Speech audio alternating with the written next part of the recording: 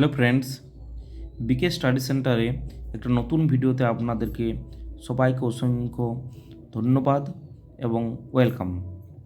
তো এখানে আজকে আমরা শিখব যে use of in, on and under. Okay, তো প্রিপোজিশনস এগুলো খুবই ইম্পর্ট্যান্ট।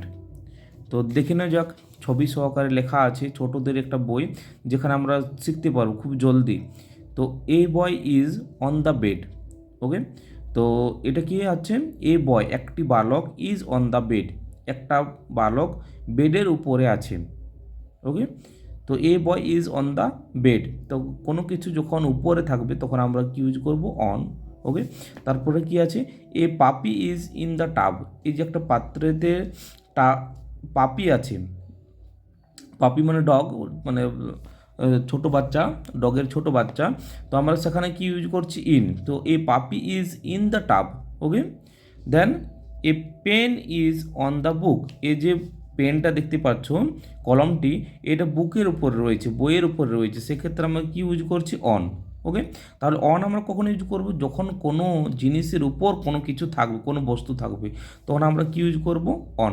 যেমন এই বইটির উপরে কি আছে, পেন আছে, কলম আছে, তার জন্য আমরা কি ইউজ করছি, অন। যেমন এই বইটি বেডের উপরে আছে, তার জন্য আমরা কি ইউজ করছি, অন ইউজ করছি। কিন্তু দেখতে পাচ্ছ ছবি সহকারে যে এই যে কুকুরটি, ছোট বাচ্চা কুকুরটি, এটি একটা পাত্রের মধ্যে রয়েছে, নিচে রয়েছে, কিছুটা দেখা যাচ্ছে, সেক্ষেত্রে আমরা কি ইউজ করব, ইন।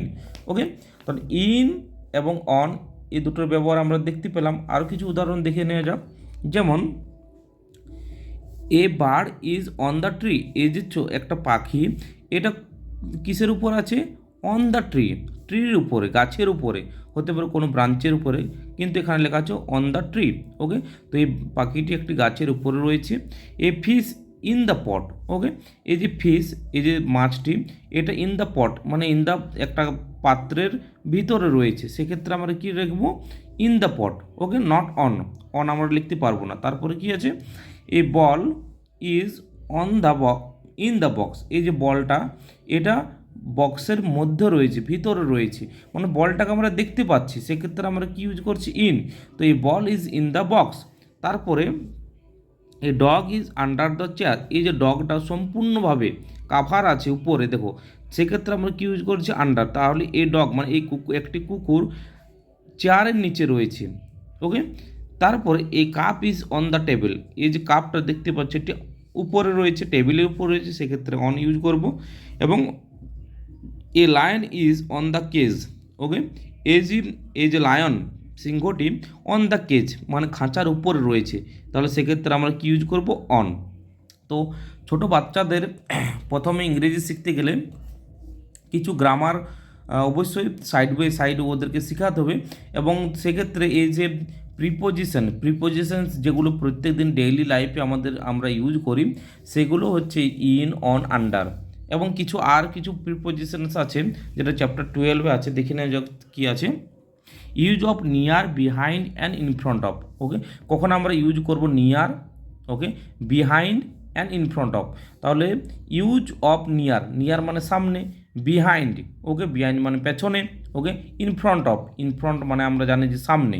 ওকে, তো নিয়ার মানে সামনে, বিহাইন্ড মানে পিছে, ইন ফ্রন্ট অফ মানে সামনে। চলো দেখে নেওয়া যাক। উই ইউজ নিয়ার, আমরা ব্যবহার করি near for close or short distances things, short distance things.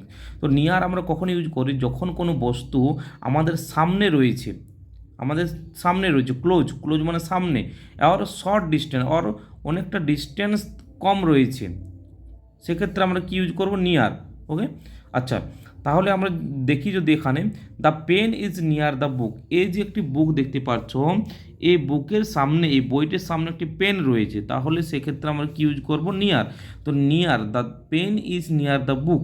ওকে, তাহলে আমরা তখন নিয়ার ইউজ করব, তাহলে আমরা তখন কি ইউজ করব, নিয়ার। ওকে, তারপর বিহাইন্ড দেখে নিয়ে যাক। We use behind for the things that are the back of another thing. এখানে কি বলছি, আমরা বিহাইন্ড কখন ইউজ করব, যখন কোনো বস্তুর পেছনে কোনো কিছু জিনিস থাকবে। ওকে, যেমন the girl is behind the tree, এই যে গার্ল মানে এই যে ছোট একটি মেয়েটি, এটা বিহাইন্ড দ্য ট্রি, মানে এই যে গাছটির পেছনে রয়েছে, সেক্ষেত্রে আমরা কি ইউজ করব? বিহাইন্ড। ওকে, আচ্ছা, নিচে কি লেখা আছে? We use in front of for the things just ahead of another thing. আচ্ছা, আমরা ইন ফ্রন্ট অফ কখন ইউজ করব? যখন কোনো বস্তুর সামনে থাকবে, তখন আমরা কি ইউজ করব? In front of.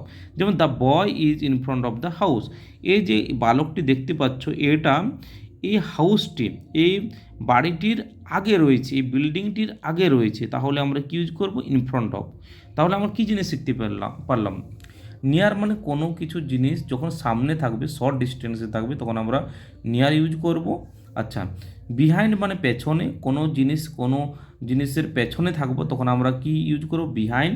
আবার কোনো বস্তুর আগে থাকবে, তখন আমরা কি করব? কি লিখব?